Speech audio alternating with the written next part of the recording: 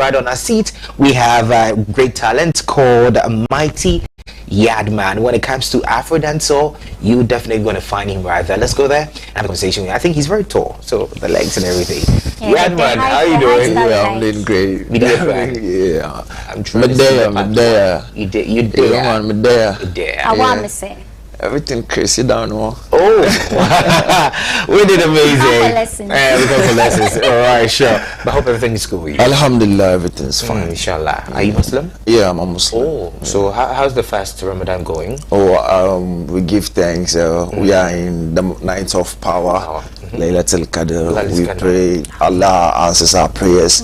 And the next time I'm going to be here, maybe I'm going to talk about my show happening in the O2 Arena or something like that. Oh my God! And today is very like a special day, you know, for you. So you pray for Real Madrid. I'm sure Allah will listen to you. Thank you. It's good to have you here. I'm very honored to be here. I mean, your name alone, like it gets a lot of questions. Like Mytee Yardman. For our viewers watching for the first time, who is a Mytee Yardman? Well, Mytee Yardman is an Afro dancehall artist hailing from the upper west region, Wa precisely. 6'4", the height as well. Yeah, and I'm a student of Akata Kinkau University, and also a responsible artist, pushing positive vibes through my music. Responsible artist. Yes. What does it mean? When I say responsible artist, being somebody who is PR person, also having a CSR program of my own where we do much of donations. We do much of philanthropy works alongside the music. So when I say a responsible artist, these are just few things that we do to also alongside the music. So it's not only about the entertainment, but then you see what you want to impact and also influence. Of course. Beautiful. But let's talk about the brand name, Mytee Yardman. What does it even mean? How did you even get the name? So Mytee comes from my own name, which is Izuddin Ishaq. So when you translate it, it means the holder of faith. And anybody who is a holder of faith, or anybody who is steadfast, is somebody who is mighty. You have that. So and Mytee is the head that wears the crown. So that's amazing. Mytee Yardman. But you know, before we even delve into your career, talk about music and everything, let's do a bit of religion. Right, I know definitely when it comes to the Islamic religion, there are a lot of things that's haram. You know, the moment you start doing something, people start talking about it. We find ourselves in a different era whereby people are doing whatever they want to do. Starting up, growing up, wanting to do music, and even with the hair too. How is family responding, and also when it comes to your religious setting, how have you been able to blend both? Well, my background, my mom was never in support of me doing music from the onset, so I used to sneak out, never told her about what I was into until I had a big breakthrough, and that's when she discovered. But as you said, in Islam, people are really strict with religion, and they don't really take certain things for granted. There's nothing like loopholes where you can. But I believe that faith is a personal devotion between you and God. So you know the truth, you know where the lie stands. So there's no dichotomy. You already know what it is. So for me, I just believe, and I make sure that I stay steadfast, and I keep pushing, and then everywhere I go, proud Muslims. Great. But do you think at a point it limited your creative process, or how you wanted to do music? Yes, it did. It did. And what is the reception now? Do you think you've been able to break out? Yes, as the years go by, putting in my best, and it's not only about a passion, but putting in my best and keep the work going. I've been able to break through and also reach a certain point where I feel like it's good now. So now we are free to touch the kahaba. Why not? It's meant for us, not the pious. It's meant for us. Great. I love that. So professionally, how long have you been doing music? I've been doing music for 6 years professionally. Wow. Yes. And how is the industry so far? How's it treating you? Great. Big love to my godfather Stoneboy for holding me down. Alhamdulillah, we're here, so it's good. Were you at school? Yes, I was there. Did you perform? No, I didn't perform, but I performed at Accra Sports Stadium. Oh, you were at the Beam concert last year? Yes. But then you went to support your godfather at school as well? Yes, 100%. That's beautiful. 100%. But let's talk about musical influences growing up. Mom was never in support of music, but I know you still find a way to listen to music and pen some things down. So growing up, some artists that you listen to that really kind of help you shape your ideology when it comes to music. So I used to listen to, okay, my generation is Stonebwoy. I have listened to Stonebwoy a lot. I listen to Samini a lot. And yeah, these people really influenced me. But apart from that, the diaspora, there's a lot of artists also. Big shouts to Fuse, ODG, and a couple of artists that also influenced me. Yeah. What's your favorite song of Stonebwoy? Where is the love that you're supposed to show? Friend, I'm missing out the circle. Friend, I'm missing out the circle. Watch yourself. Yeah, I love that song so much. Yeah. Jay, You know, the moment we talk about Stonebwoy, then you know it becomes so chaotic in the studio because I'm personally a Shatter fan. Great. Stonebwoy is doing amazing. I've been saying that, you know, recently with what happened in whole, you know, putting music out there and all that. Let's even talk about the style of music you're doing. There's a lot of controversy around it when we talk about dancehall. Yeah. People say dancehall comes with chaos, it comes with war, it comes with beefing and everything. You choosing that path, have you ever had in your mind that, okay, it's going to be a very difficult one, I need to come in with this style? What do you bring different to the table when we talk about dancehall? So dancehall right now, as it used to be, it's not what it is now. And how's it now? With the influence of different sounds, influence of different elements coming together to make the music. And right, music is communication. You communicating to people, the feelings, the energy, the signage, how they react, how they relate to it. So I don't really put or really feel like I really need to do dancehall for the beefs, for the no. I want to put a message across and also influence all these sounds that are coming together and having a different brand identity. Just like when you hear the name Mytee Yardman, and you see Mytee, you know, of course, yeah. So it works like that. Great. And even before you come, you know, you spoke about you talking about resilience, life experience, and everything and stuff. Let's walk in through your life. You know, how has the journey been so far? Because I know it comes with a lot of hurdles. What are the messages or you trying to put out there through your music? It hasn't been an easy one, and I know I'm not the only one in that journey or walking through that shoes. But me being an artist, I will be able to put my experiences out there and let others know that they are not alone in this. No matter how tough it gets, no matter how hard it gets, you just have to press on. You have to keep going. So that is my motivation and what I put in to keep moving. Right. Now, even back to the sound conversation, besides dancehall, we know you fuse Afro with it as well. So what drew you to have these two elements basically together? Afro dancehall is a term coined by Stonebwoy. And as I said, I'm coming from a generation where we're listening to Stonebwoy, the likes of Shetawale, the likes of Samini. So yes, and I'm here coining the Afro dancehall, and we also coming through that. We are also taking the band and lifting it higher. And with the influence of sounds, Afro means African music. Okay. And Afro, not really African, but within the continent. So different sounds coming together, fuse it with a dancehall energy. And Ghana loves dancehall.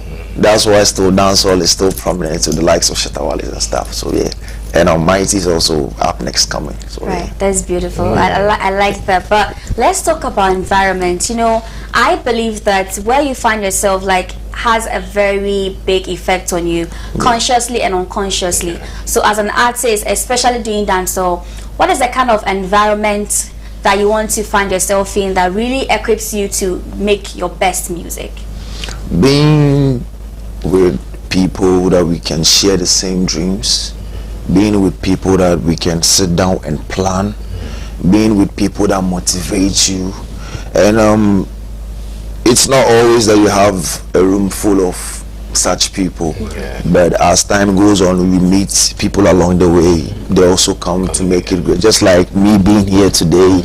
And as time goes on, you guys are the same people who's going to support me reach there. So that's amazing. Great. Now we've spoken about environment. Let's move into your catalog, right, and talk about the kind of music you have out there, how many songs you have there, you know. And anytime we talk about Yardman, which of your projects best represent you? Well, I have a couple of projects out already, but this next project I'm about to release is called Thorns and Roses. It's a mixtape, 4-song mixtape, and we know roses are beautiful flowers, but they have thorns to choke you or poke you. People don't talk about the thorny part. Yes, so the thorny part is the road that we are through, the resilience that we have to push, the energy that we have to push in, the motivation that keeps us going. Wake up in the morning and you want to go for it. That's what the project talks about. Yes, but let's talk about the process, you know, putting these this project together. I know it comes with a lot. Sometimes you talk to artists and they tell you, okay, I wrote the first verse, I had to come back again, you know, back and forth. Run us through that production. So people, or one of my people used to say, artists are like madmen.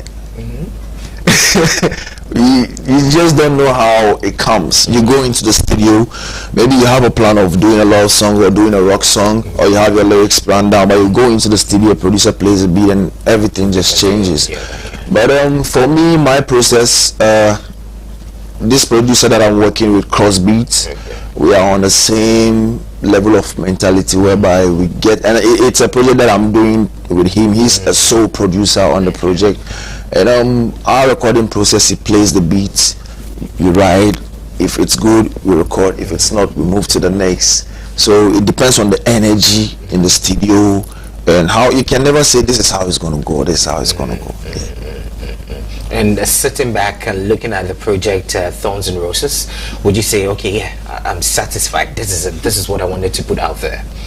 Yes, I am. I'm really satisfied, and people are going to love it because the songs there, we have party, one you can party with, one you can console yourself with, and there's one when you listen, you definitely have to share some tears.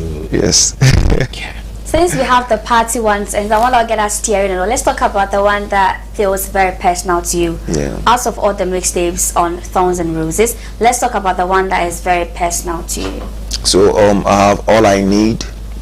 All I Need, when you hear the term All I Need, you know there's a lot of wants somewhere and it's missing.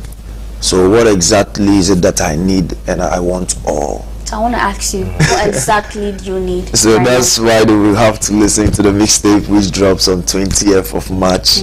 And they will see all those secrets in there. Yeah, sharing your secret with the world. Yes. The things that you yearn for so much right now. Yes.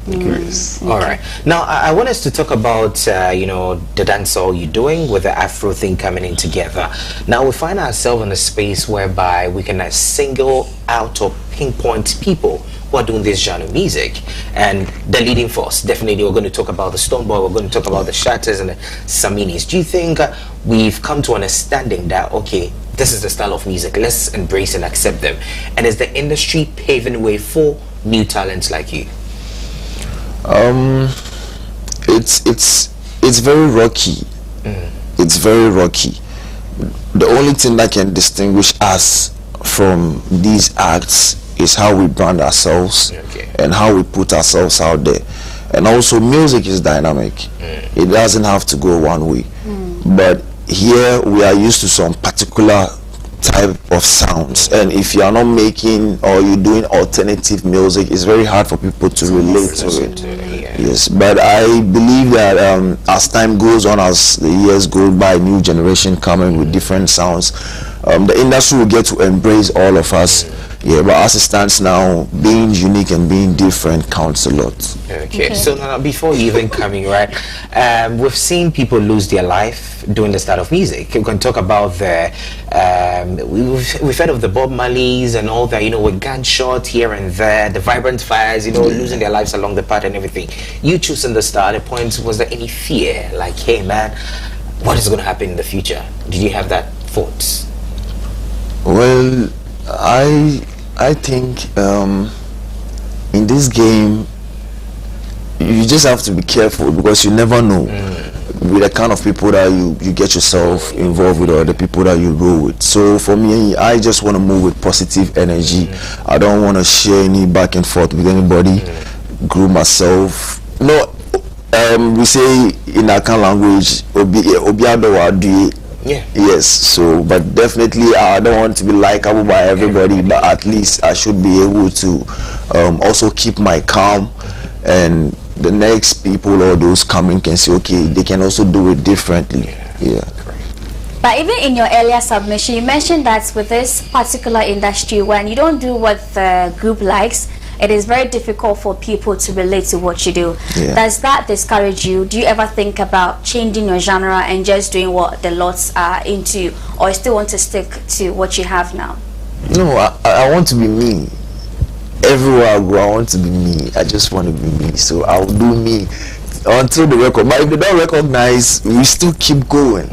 Yes. It's just press on. It's just press on. I love the spirit. And you mentioned that, you know, Stonebwoy is the originator of Afro Dancehall, and he set the pace for the likes of you to follow. Yeah. So how would you describe the Afro Dancehall community or movement in Ghana now? How do you see it?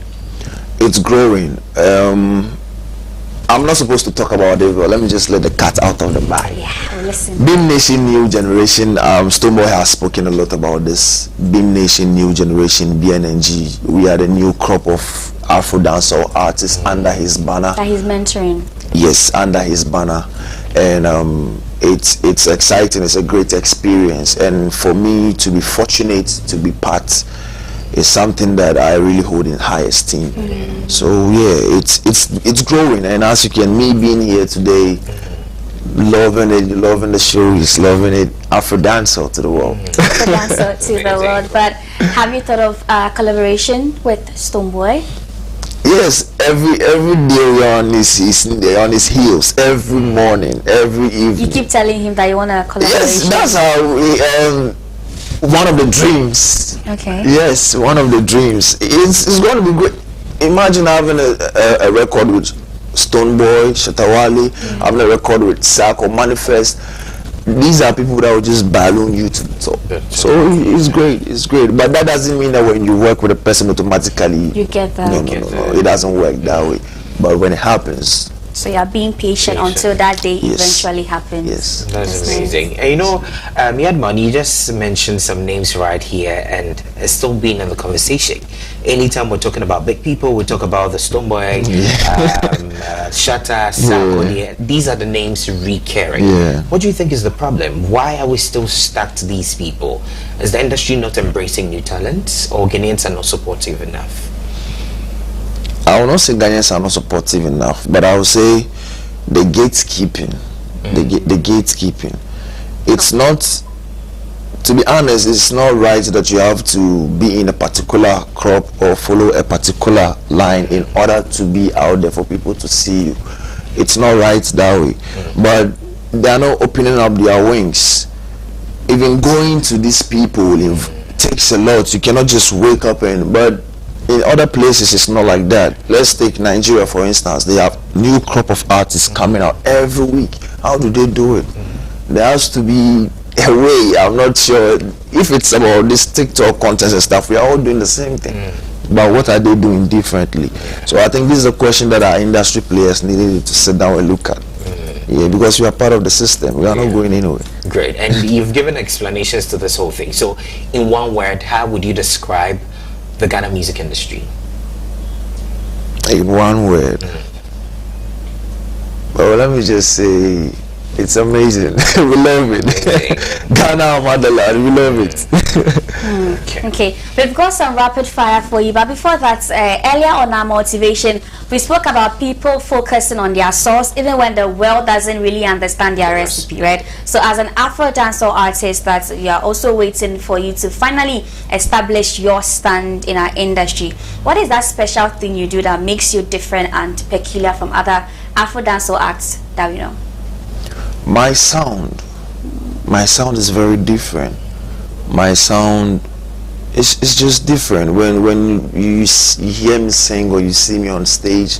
It's a whole different feeling. I like to bring people in, so my sound is just different, and the world and Ghana really needs to watch out.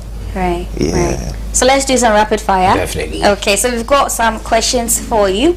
It is a rapid fire, yes. And so, favorite reggae or dancehall legend of all time? Stone Boy. Asemo. Let's move on to the next. A song you wish you wrote yourself.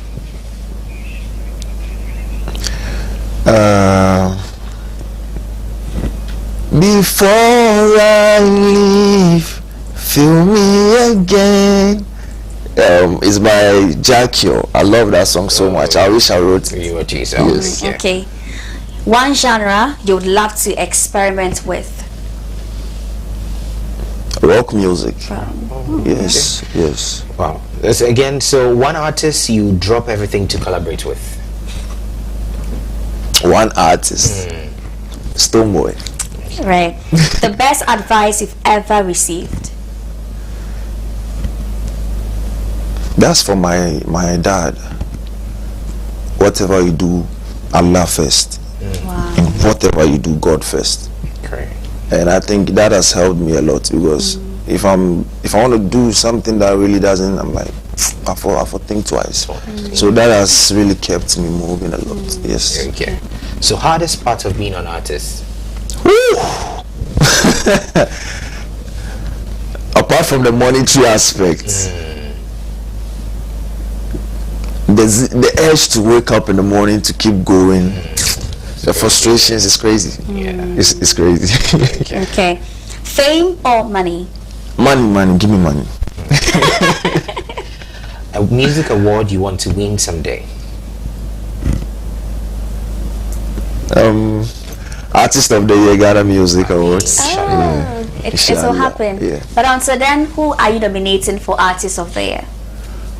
Myself. Until then. I mean, okay, this year. This year. But the nominations are not out Yeah, yet. but who do you want to win? Of course, there are some names that will be expecting that Sako Jeff, Stoneboy, Black Sherif. If my godfather is in there automatically, he has to be. I will be biased automatically. Okay, Jay, before you wrap up, I'm very interested in these legs, right? How does it feel being tall? Do you struggle to, like, how does it feel being tall? In the first place, it's an amazing feeling, and also it's the worst feeling ever. Especially people see you and they be even behind your back, they are like, hey, oh wow, but then I was taller. And when you are close to short people, now they don't even want you to come close. You like, you make distance really small. So it's nice. The girls love it, and yeah, we love it. Yeah, you give the best hugs I hear. Yeah, it's like covering. So it's cool. You take bullets for them. No.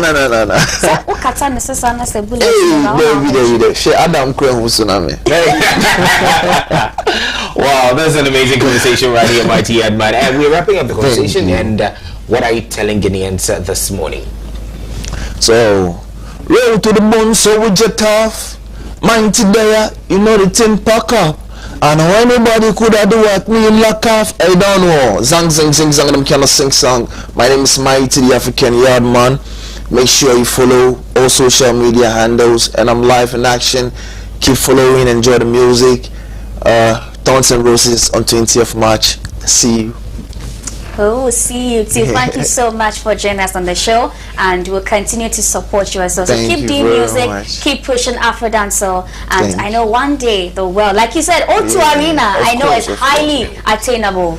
Highly attainable. It's possible, and it will be amazing to have you host that for me and have you do, it will be great. It's going to be a great feeling. You're seeing the roots. Yes.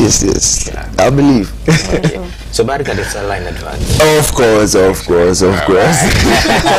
Alright, so viewers, we had a conversation with Mytee Yardman. He has Thorns and Roses dropping on the 20th of March. Let's expect something great from his camp. Let's go for 10. When we come back, we still have more for you.